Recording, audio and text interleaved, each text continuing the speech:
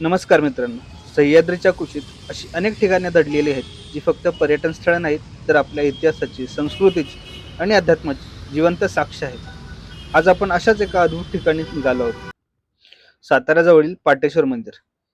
हे फक्त मंदिर नाही तर हजारो शिवलिंगांचं अनोखं विश्वच आहे.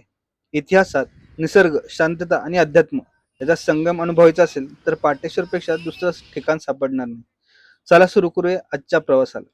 सातारा शहरापासून सुमारे 14 किलोमीटर देगाव गावाजवळ पाटेश्वर मंदिर वसलेलं आहे. मुख्य रस्ता सोडून जसं आपण डोंगराच्या दिशेने वळतो तसं वातावरण बदलायला सुरुवात होते. आजूबाजूला हिरवीगार झाडं, थंडगार हवा, पक्ष्यांचा मधुर आवाज आणि वळणावळणाचा रस्ता.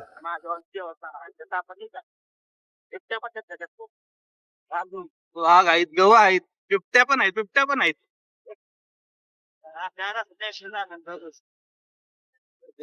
काय नाही आण्या, हे बघ, काळ कधी यायचं ते यायचंय. तो आता काय मारणार, नंतर काय मारणार, मारायचं तर आहेच. हा? एक पिक्चर काढून मारायचं. अशी वाटाय ना कशी अरे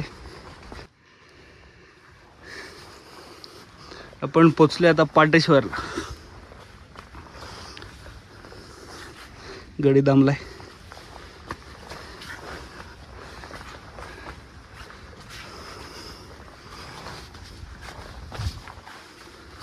किती शांतता आहे ना, किती शांतता आहे बघ की.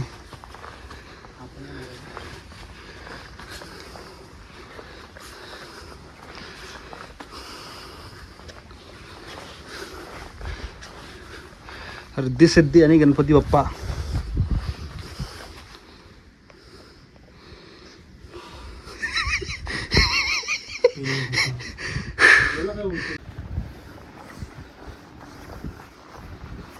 निघालं होतं पण कडेकडे ना.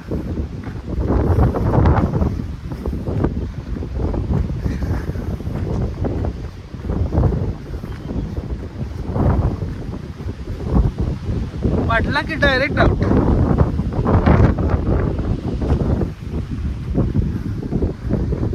हे बघ पैसे राहिले बघ काटानं.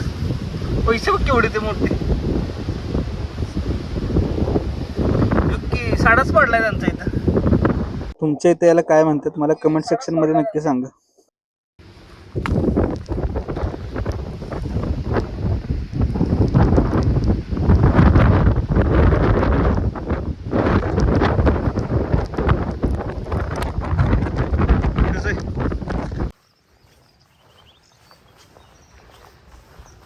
आणि आमचा जमलाय.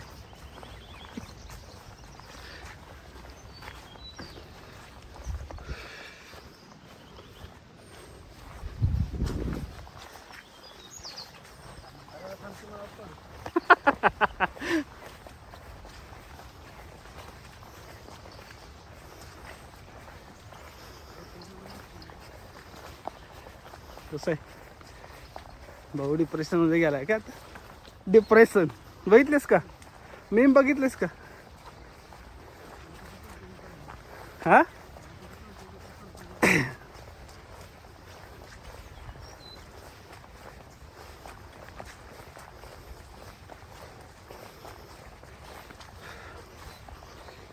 पाऊस नाही त्यामुळे बरं आहे. तो वातावरण आणखी ना खतरनाक झालं असतं.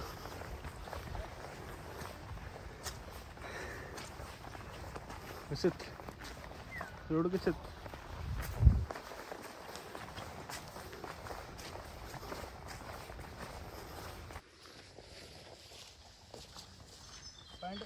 वर करत जायला लागतं. लेके आ रहा लेके कसा असं जाणू का.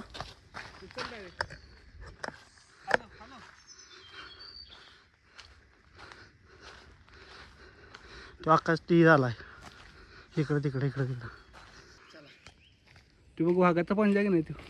हो बिबट्याचा आहे. चल पण कसं वाघाचा.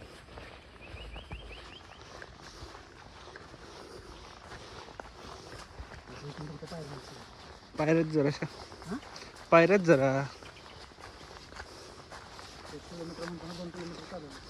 नाही रे,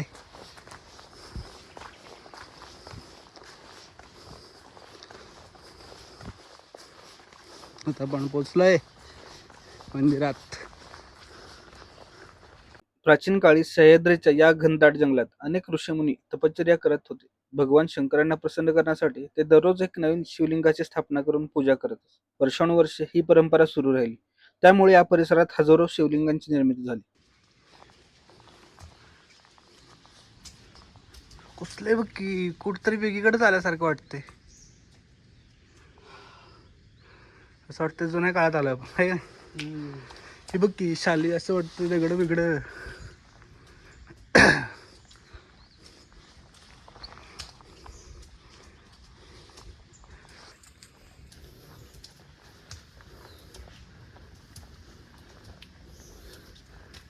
शेड जमलेत.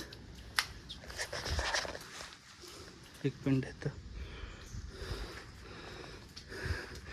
आणि म्हणत असेल कुठनं अख्याचा सकाळ सकाळी 8:30 वाजता फोन आलाय मला. आणि का उचललाय मी? का नाही सांगितलं मी, का मावरे आहेत? मंदिराच्या उजव्या बाजूला गरुड शिल्प आणि डाव्या बाजूला महादेवाची मोठी पिंड आहे. इतिहास तज्ञांच्या मते या मंदिराच्या विविध भागाची उभारणी इसवी सन 8व्या ते 12व्या शतकादरम्यान वेगवेगळ्या टप्प्यात झालेली असावी. त्यामुळे येथे वेगवेगळ्या स्थापत्यशैलीचे मिश्रण बघायला मिळते. मंदिराचा आराखडा पारंपरिक पद्धतीचा आहे. प्रवेशद्वारातून आत गेल्यावर सभामंडप आणि त्यानंतर अंतराळात आणि शेवटी गाभारा दिसतो. गाभारात भगवान शंकराचे शिवलिंग स्थापित आहे. मंदिरासमोर नंदीची सुंदर कोरलेली मूर्ती आहे. पाटेश्वर मंदिराकडे पाहिल्यावर लक्षात येतं की ही वास्तू एका दिवसात किंवा एका राज्याच्या काळात उभी राहिलेली. अनेक शतकाच्या परिश्रमातून घडलेले दगडी सौंदर्य आजही तितक्याच दिमाखात उभं आहे. प्रत्येक दगड, प्रत्येक खांब आणि प्रत्येक शिल्प त्या काळातील कलाकारांच्या अद्भुत कौशल्याची साक्ष देते. मठाच्या उजव्या बाजूने कोटी लिंग मंदिराकडे जाण्यासाठी वाट. मंदिराच्या बाजूने अशी वाढ जाते सहस्त्र कोटी मंदिराकडं. हळू रे.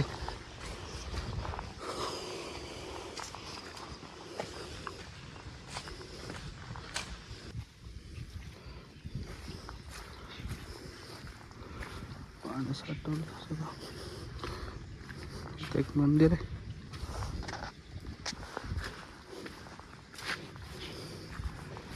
असं बघ की आतमध्ये पण इथं पाणी साचले सगळं.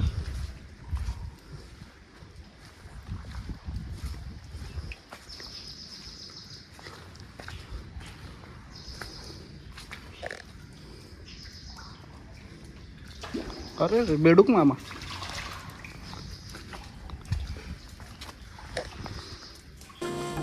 पाटेश्वर मध्ये एकमुखी, चतुर्मुखी, सहस्त्रलिंगी, योनीपीठासह विविध प्रकारची शिवलिंगे पाहायला मिळतात. प्रत्येक शिवलिंगाची रचना आणि आकार वेगवेगळा असून शैव उपासनेच्या विविध परंपराची ओळख करून देतो. पाटेश्वर म्हणजे केवळ दगडात कोरलेले मंदिर नाही, तो महाराष्ट्राच्या सांस्कृतिक आणि आध्यात्मिक वारशाचा जिवंत इतिहास आहे.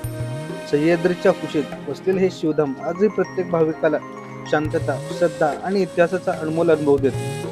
ही आहे पंचमुखी सदाशिवाची दुर्मिळ मूर्ती. शिवाच्या 5 मुखामध्ये सृष्टी, पालन, संहार, तिरोभाव आणि अनुग्रह या पंचक्रियाचं प्रतीक मानले जाते.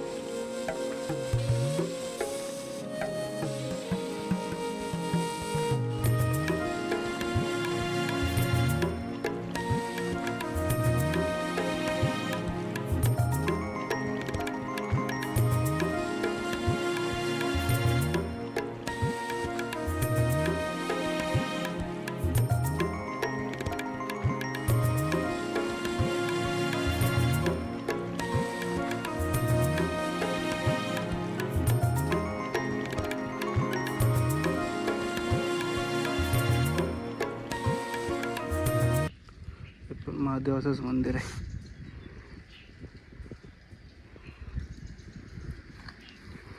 मंदिराच्या इकडून बरं पुढे इकडे या साईडला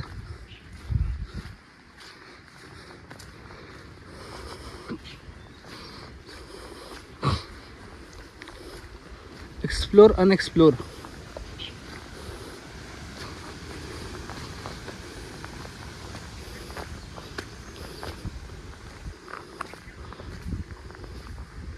आता ह्याचा एंट्रन्स बहुतेक आणि खालून आहे. इकडे दीपमाळ दिसते आपल्याला.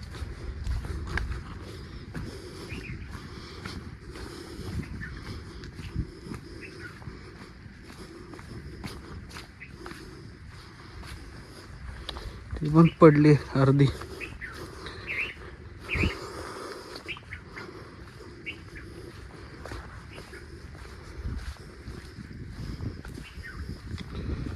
हे सहस्रार्जुन नंदी महाराज पाण्यात बसतात. लेवर आले हम्म? लेवर आले काय पाणी झाले सगळं.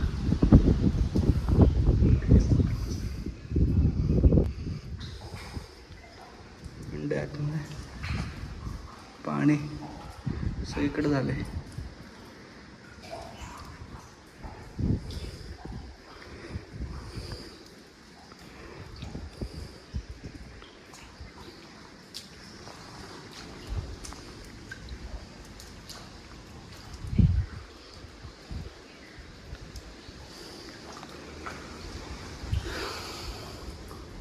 नमः शिवाय.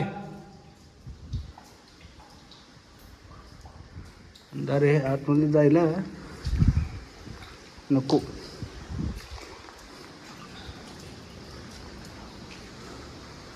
असं पूर्ण ओपन आहे. म्हणजे विचार करा मित्रांनो, त्यावेळेसचं बांधकाम. इकडे आतमध्ये पिंड आहेत. कसं बांधलं असेल बा. खिडकी बघा, हे काम बघा.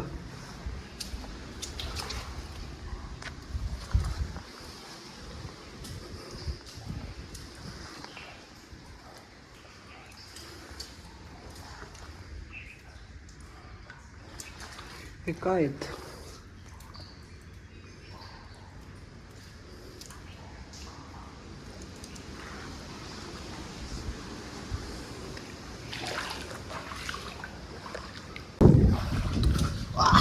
प्रसाद दिला.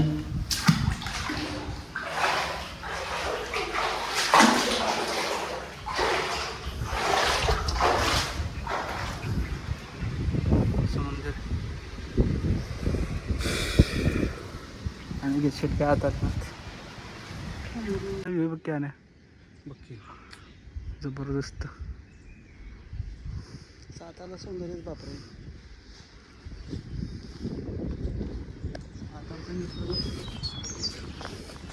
नाही खरं भाऊ, साताराच. साताऱ्यासारखं दुसरं काहीच नाही, खरंच नाही. मुंबई नको बाबा रे. मुंबईला गेलो मी. मुंबईत तर हे अजिबात आता एकच दिवस गेलो, एकच दिवस भावा. मित्र आहे ना माझा तो सोन्या. हां. वरती येताय तुम्ही पाटेश्वरला. प्लास्टिकच्या बॉटल, कचरा बिचरा अजिबात घेऊन येऊ नका. एवढी चांगली स्वच्छता इथं. नाही आलं तर चाल.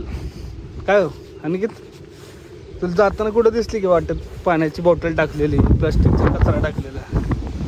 कुठं नाही. तुम्ही आलात शिस्तीत या, शिस्तीत जावा.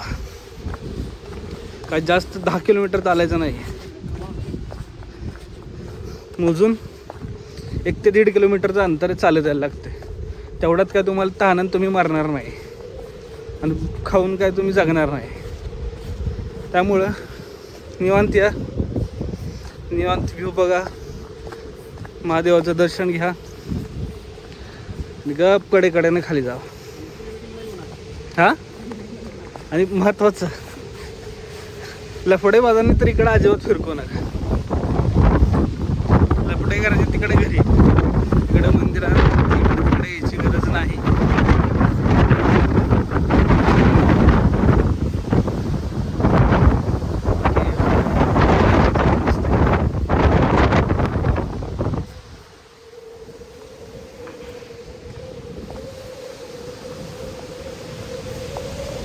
चला तर मग भेटूया नेक्स्ट ब्लॉगमध्ये. आपल्या चॅनलला लाईक, शेअर आणि सबस्क्राईब करायला विसरू नका.